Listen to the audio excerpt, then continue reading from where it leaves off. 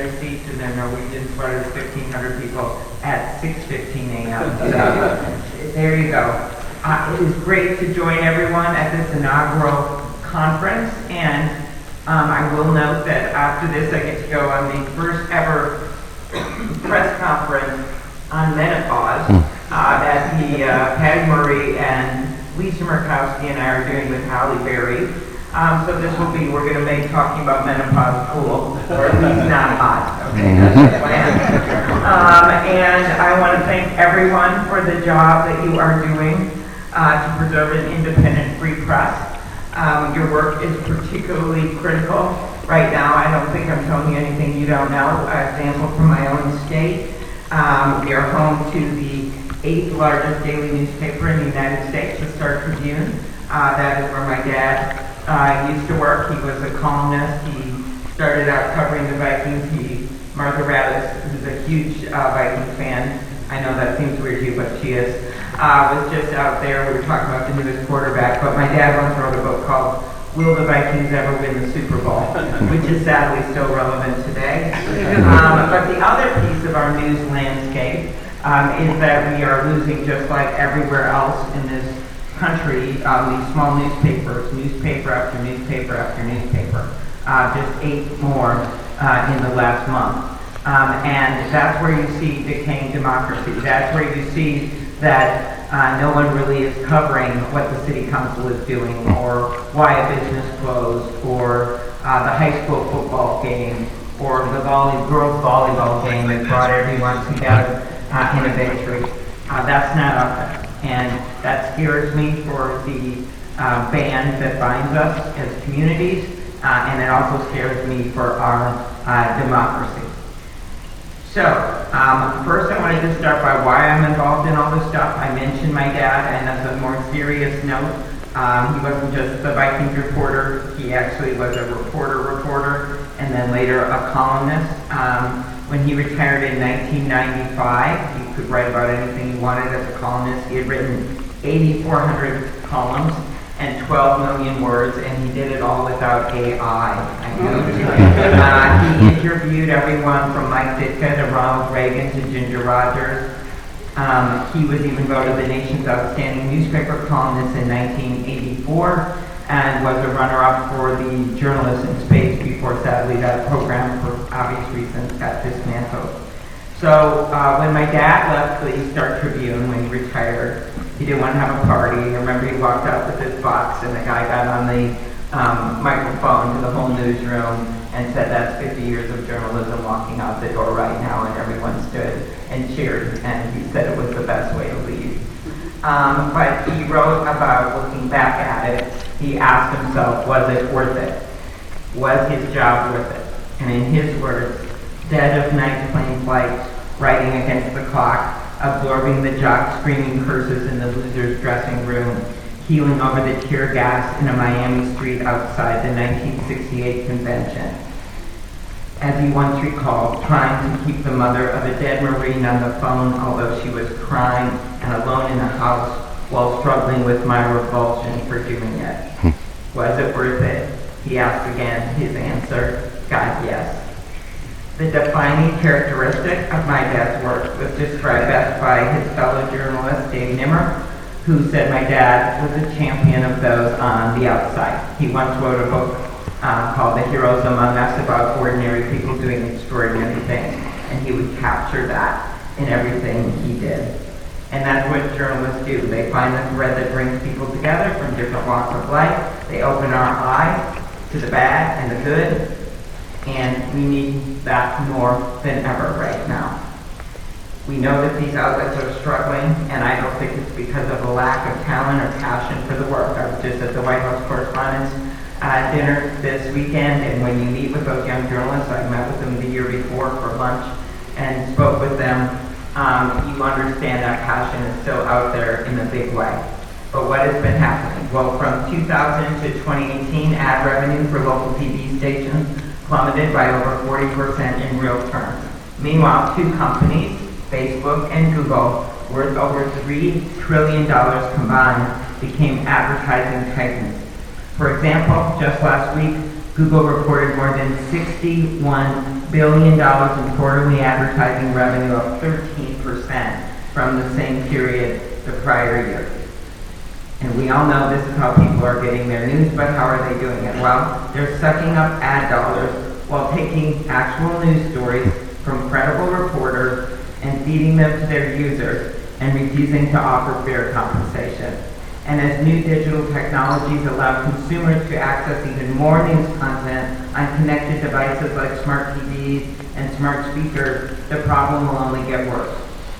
While the rise of digital platforms has sometimes meant a larger audience, we know that for certain news outlets, that hasn't translated to increased revenue. I think people are actually seeing more and more and more news. Some of it fake, some of it real, some of it not done by credible sources, some of it done by credible sources. They're being exposed to it all the time, but the question is, are the people that are producing it being compensated? So here are the problems. The platforms do not provide adequate branding for news outlets' original content. They hoard data on the users who get their news through the platform, and they use broadcasters' content to attract users without compensation. People, I'm sure at the beginning, they thought, great, my news story, my anchor is getting on Facebook or on Google. It all seemed fun until it wasn't. And that is what we have to catch up with, and we have to make sure there's fair compensation. Less money for local news, fewer journalists doing in-depth high-quality reporting, more exposure to misinformation, fewer reliable news sources. As the Washington Post has said, democracy dies in the darkness if we allow this to continue.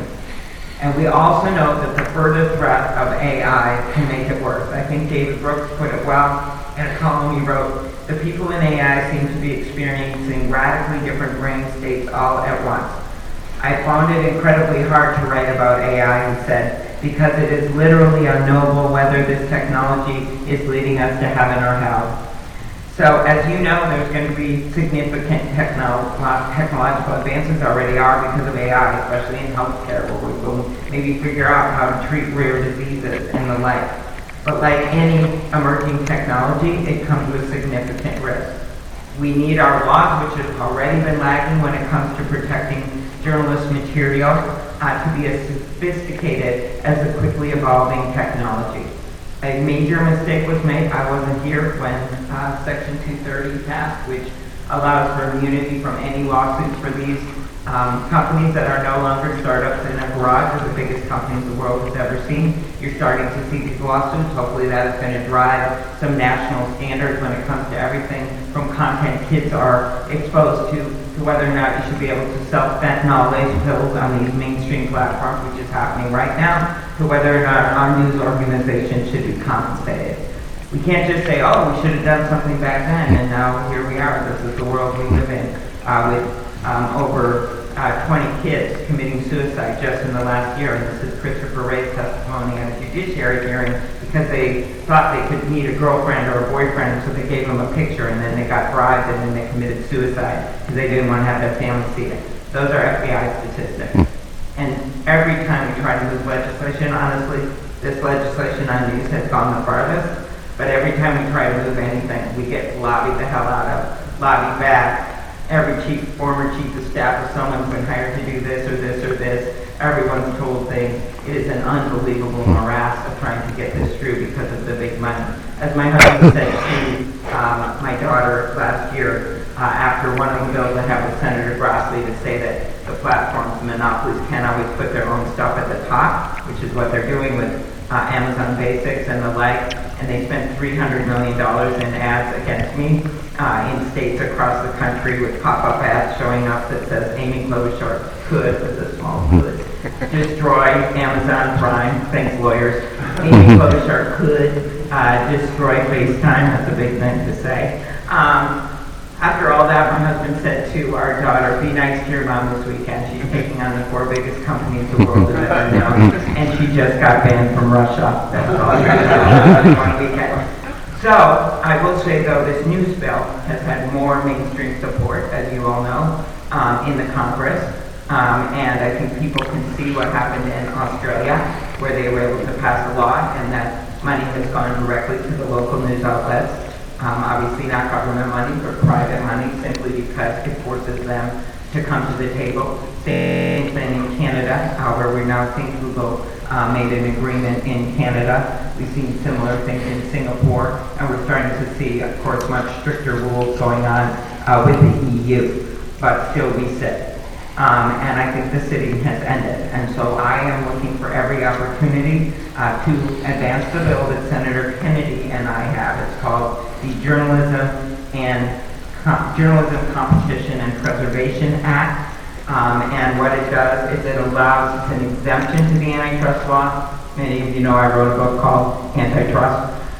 It was on the New York Times bestseller list for 2 weeks. Yay! But it basically traces through the history of antitrust and then talks about solutions and discussing this issue of the media piece of this as well. So what our bill does is call for an exemption from the antitrust laws. Like if the world was perfect, we wouldn't be here talking about this at all because the antitrust laws would have been already enforced against these platforms. But they've been so narrowed, and as we know, the Justice Department and the FTC have a number of ongoing suits. The Google suit is going on right now for various reasons related to their monopoly power. But because we're not in a perfect world, as has happened in the past with farm co-ops and the like, you get exemptions from the antitrust laws to be able to actually take on what is a monopoly and even the playing field. And so that's what this does. It allows for the news organizations to band together to negotiate for better rates. Originally, we had all news organizations in it. I like that. My Republican counterpart wanted it to get rid of some of the big ones from the group for political reasons to make it easier to pass. I said, okay, but I don't know, we wouldn't take LeBron James out of the players union, but such is life. And so that is where we are right now. The bill passed the Senate Judiciary Committee by a 14-7 bipartisan vote, which is pretty good for such a committee. We're able to make the points now even since that time. Australia's law raised more than $140 million for local news. The Canadian negotiation with Google, as I mentioned, $74 million each year to comply with Canada's Online News Act. In France, Google was recently fined 250 million euros for breaching commitments to negotiate licensing deals with news publishers. So this is just one aspect of this problem, just so you know. As these other countries are pushing on things to allow small businesses to compete better and consumers to get better products, our country can't just sit there and say to the citizens of America, sorry, we're not going to do anything because they've hired, this is not a fact-checkable fact, but maybe Bill knows, but like 3 lobbyists for every member of Congress and spend hundreds of millions of dollars against these bills when they come up. This approach has worked up north, as in Canada. We can see Canada from our porch in Minnesota. It's worked down under, and it can work here too. I'm not going to rest until we get this bill done. Senator Schumer likes this bill. Senator McConnell was on a version of this bill a few years back. And we have had a number of Republicans in the Judiciary Committee support it, including Senator Cruz. He and I engaged in an hour-long negotiation in my office once in which I included the word throttle, and then he advanced the bill and he supported it. Not going to go into it. But I cannot tell you the change we're seeing in local journalism. I visit all 87 counties in my state every year. But Hockey Days in War Road, Minnesota, Agate Days, we cover that one in Moose Lake, where they dump 2 million rocks in the middle of an 8-block Main Street, and in it are 2,000 agates, and the townspeople have shirts on that say, I like rocks, and they run in with the rocks to find the agate. The point is, those are things that bring people together, as crazy as it all sounds. And if you don't have local news covering that, and you don't have them covering when the city council is doing something corrupt, or you don't have them covering it when a business is letting people go and they're trying to hide it, we're going to lose this democracy. So I end where I began, that this is a critical moment for news and for our country. And the fact that we have, with the support of the news organizations, so much bipartisan support, the fact that we have people like Ted Cruz supporting this bill, I think we can get it done. And I just got to find a vehicle, which is the hardest part with how things are going right now in Washington. When you can't even get a bill passed to say that you got to get rules with fentanyl off the internet. It's hard. And we have some opportunities with AI. There's going to be a framework coming out, and we're pushing hard to have this be part of it. And then we'll have obviously other bills. We've been very close in the past, and did want to include it, and have gotten some agreement from what we call the four corners under a former speaker. Just kidding, there's no speakers. We are hopeful we're going to find a way to advance this bill. And I just want to thank you for your work in journalism. I'm off to talk menopause with Holly Berry. So, but keep up the good work, and we will get this done. Thank you.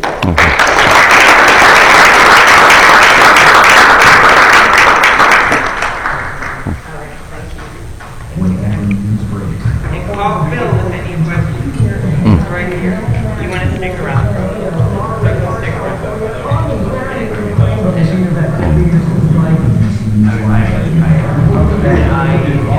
So